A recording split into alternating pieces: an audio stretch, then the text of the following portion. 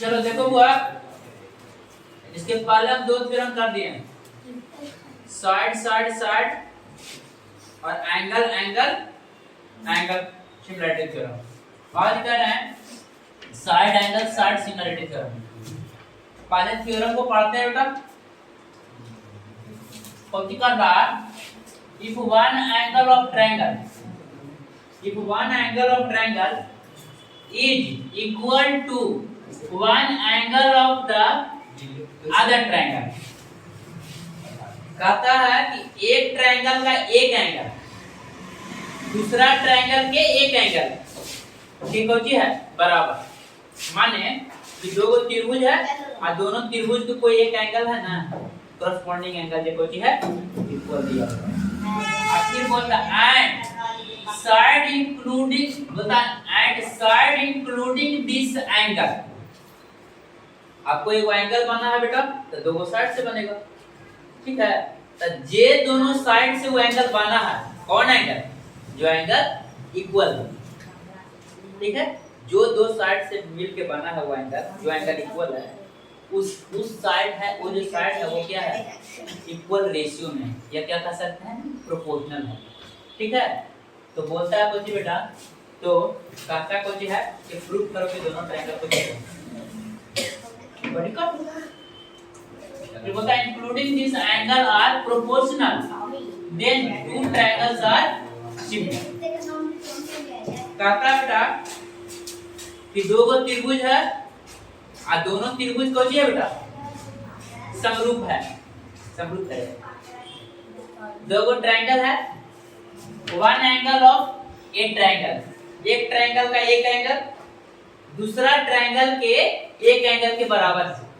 अब कोई एंगल बनता तो उससे दो साइड इंक्लूड होता है ना, तो दोनों जो साइड जो एंगल बना वो दो साइड से, तो दो साइड जो उसमें उस एंगल को बनाने में जो दो साइड यूज हुआ, दोनों साइड भी कोई बेटा प्रोपोर्शनल है। तो कहता है तो इसीलिए क्या होगा, कह सकते हैं कि इसको प्रूव करना चाहिए कि दोनों ट्रायंगल को जो होगा सिमिलर।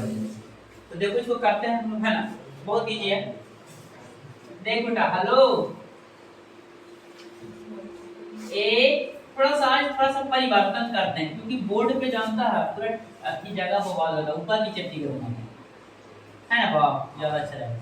ए बी सी आइए वो थोड़ा सा बढ़ा देते हैं, बाहर बढ़ा देते हैं, जे भी आज बता देते हैं ना।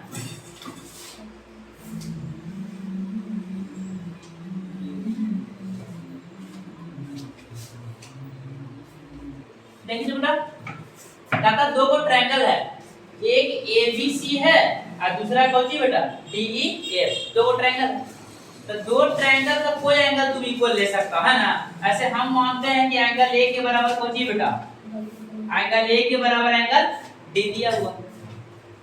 अब एंगल A बना कौन कौन साइड से, AB और AC से, AB और AC से बना।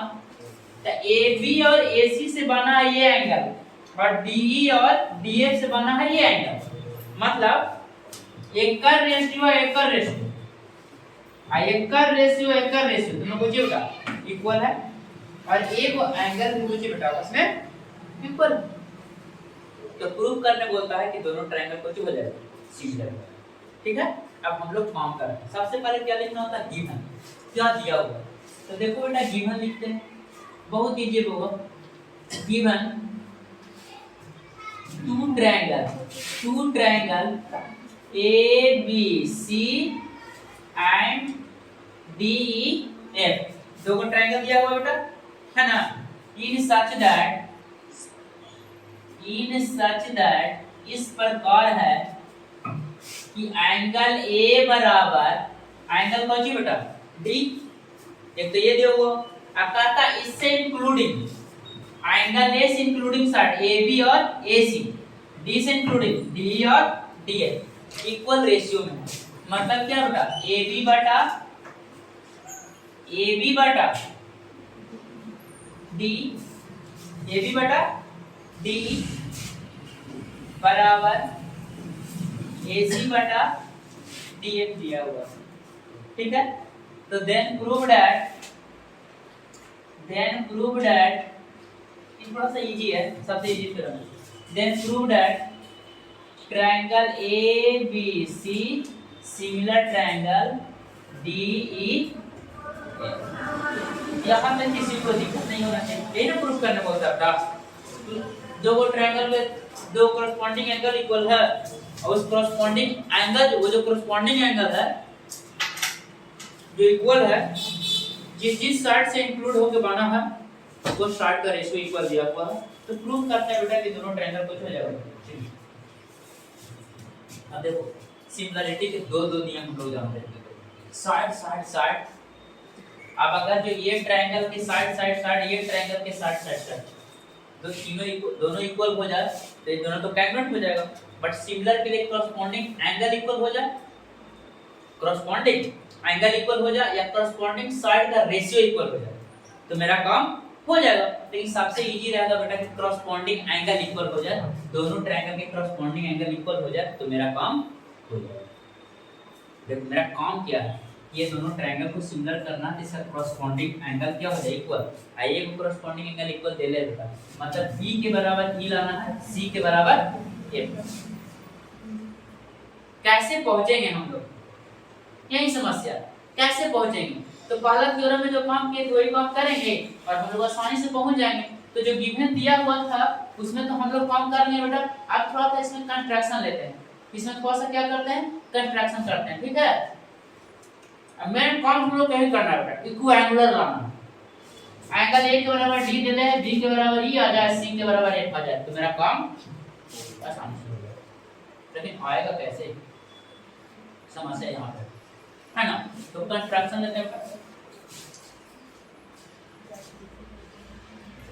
कंट्रैक्शन में बहुआ देखिए तो बेटा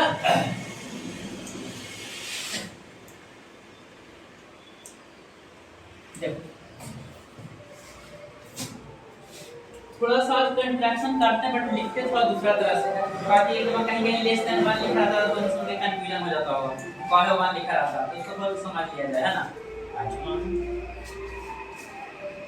second point P and Q on कौन सी बेटा DE and DF in such that क्या बता, in such that AB बराबर कौन सी बेटा DP। यही काम 3 दिन से लगातार कर रहे हैं हम लोग। AB बराबर DP और कौन सी बेटा AC बराबर DQ, AC बराबर DQ है लिए बेटा। AC बराबर कौन है DQ को दिक्कत। और इतना हम लोग को यही ना कंट्रैक्शन लेना था बेटा, यही कंट्रैक्शन लेना था, हम लोग ले लिए हैं, कोई दिक्कत। अब देख बेटा कौन सी दे दे भी एंगल A के बराबर कौन सी है, एंगल A के बराबर एंगल D है। और एक ही चीज लिखा हुआ रहता हमेशा, यहाँ पे लिखा रहता कि AB बटा D है ना बेटा, अब बराबर AC बटा DF है, लेस देन 1 रहता लिखा, देखा है ब्रैकेट में। तो लेस देन 1 तो समझ में आना चाहिए बेटा, ये छोटा चीज है, ये छोटा ना रे, छोटा को बड़ा में डिवाइड करेगा, छोटा से बड़ा में डिवाइड करेगा। अब ये है 2 पार्ट में मान। अरे भाई एकर मेजरमेंट 1 है, एकर मेजरमेंट 2 होगा या 3 होगा या 4 होगा, इससे तो ज्यादा है। तब ना बेटा DE के DP है जो AB के इक्वल है, तो छोटा चीज में बड़ा चीज से भागा दिया जाता है, हमेशा लेस देन 1 होगा, ठीक है। इसीलिए यहाँ पे लेस देन 1 लिखा रहता है, तो और कभी कंफ्यूजन होने का कोई बात नहीं है। बस इतना ही कंट्रैक्शन हम लोग करेंगे बेटा, मेरा काम कोई चीज हो जाएगा। मेरा मोटिव क्या है कि B के बराबर ही आ जाए, लेकिन B के बराबर ही तो ला नहीं सकते हैं, कैसे ला सकते हैं। इसीलिए मैंने कंट्रैक्शन लिया इसके हिसाब से कि AB के बराबर DP हो जाए, AC के बराबर DQ हो जाए, ये वो करस्पॉन्डिंग एंगल इक्वल है, इनकी जो प्रॉपर्टी इक्वल है, तो दोनों ट्रायंगल को हो जाएगा, कुछ ना कुछ कैंग्रुएंट तो जरूर हो जाएगा। जब कैंग्रुएंट हो जाएगा बेटा, B के बराबर P हो जाएगा बेटा, C के बराबर Q हो जाएगा, तो जो रिजल्ट दिया है इसका यूज करके हम लोग कुछ कर लेंगे, बना देंगे। क्या है इस तरह से हम डिजाइन किए हैं। AB बटा DE है बेटा, AB के बराबर DP है, DP बटा D तो ला ही सकते हैं ना, जहाँ डीपी बटा डी आया ये दोनों कुछ हो जाएगा पैरेलल हो जाएगा। अब पैरेलल होगा तो ये एंगल एकर बराबर हो जाएगा, एकर बराबर ही हो जाएगा, कहानी कुछ हो जाएगा। कुछ है भाई, लगता है ज्योमेट्री में दम है, कुछ ना है। ठीक है, मैं तो और नहीं कर रहे हैं, मेरा चेहरे लोग चौपट है, मोबाइल लेकर कर दिखा रहे। आज गंगा दशहरा है, विमान से हम लोग आरटी वाला सिलेबस को पढ़ाएंगे। भाई तुमको 1 से 1.5 साल में खत्म करना ना चाहिए। अरे अपनी पढ़ाई में कौन से कौन कर देता है, कुछ मोबाइल का काम करना है। बस चलो मिटा दे इसको बेटा, नोट करेगा तो कर लो, मिटा दे, नोट करेगा ना, कर लो नोट कर लो, 2 मिनट नोट कर लो, बताओ यार 1 मिनट लगेगा नोट करेंगे, बस करते हैं छोड़ दे, क्लास वाला फीलिंग आवे। देखो अब हम लोग को इतना समझ में आ गया कि करना कुछ है। अरे दूल्हा बड़ा दिन से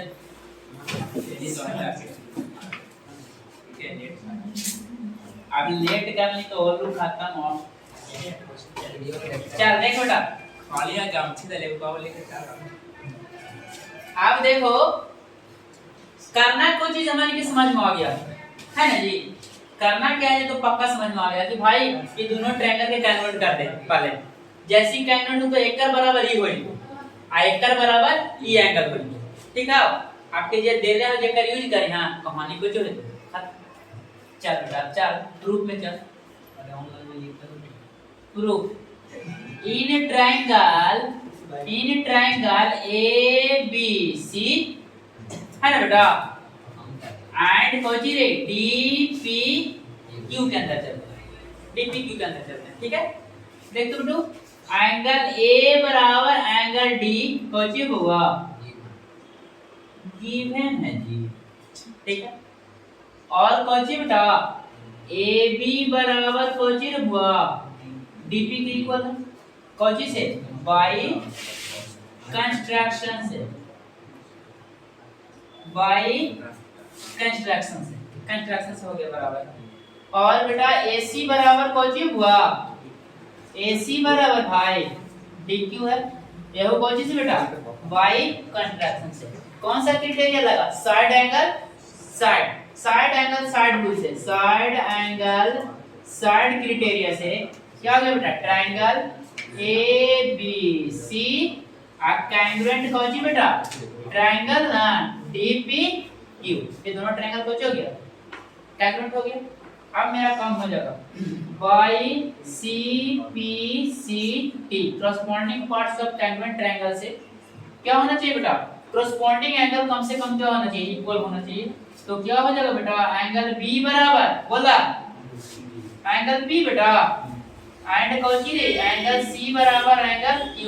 एकरा नाम दे दो इक्वेशन नंबर 5, इक्वेशन नंबर 5। ये दोनों ट्रायंगल कोची हो गया बेटा कांग्रुएंट, तो corresponding एंगल इक्वल, इसके इक्वल ये आ गया, इसके इक्वल ये आ गया।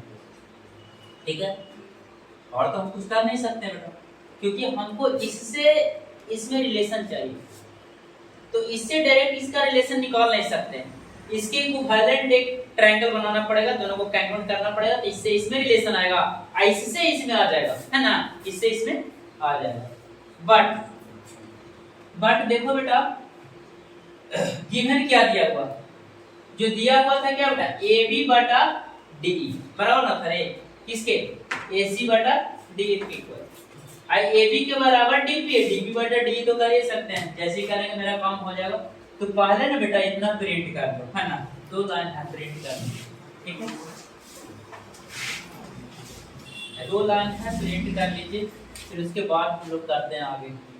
हाँ ज्योमेट्री पेमेंट हो गया बेटा, कि जो रिजल्ट दिया है ना और जो गिवन है, देखो ये दोनों ट्रायंगल को हम कांग्रुएंट कर लिए तो corresponding एंगल तो इक्वल आ गया। अब corresponding एंगल इक्वल होने से हो जाएगा जी, हमको कम से कम ये दोनों एंगल इक्वल होना चाहिए। ठीक है, तो इससे इस पे पहुंच गया, इससे तो इस पे पहुंच ही जाएंगे बेटा, है ना, तो इससे इस पे पहुंचने का प्रयास करते हैं, है ना। अब देखो इतना प्रिंट कर लिया है, देखो बोर्ड उतना है नहीं बड़ा, तो थोड़ा सा कट तो खाना ही पड़ेगा बेटा। देखो अब ये जो रिजल्ट है इसको लाने देते हैं, ठीक है, एक लाइन को, अब बस हो गया काम। आप देखिए तो बेटा बट गिवन क्या दिया हुआ, बट गिवन क्या दिया था बेटा, ए बी बटा डी बराबर कौन सी था बेटा, AC बटा DF दिया हुआ था रे। आप देखो दिस इज प्रोवाइडेड, यहाँ पे लिख सकता है AB के जगह पर क्या लिख सकता है बेटा, AB के बराबर कौन सी है DP है ना, तो लिख सकते हैं DP अब बटा कौन सी बेटा D, DP बटा D, DP बटा D बराबर कौन सी हो गया बेटा DQ बटा DQ बटा DF लिख सकते हैं क्या। अब देखो बाय कन्वर्स ऑफ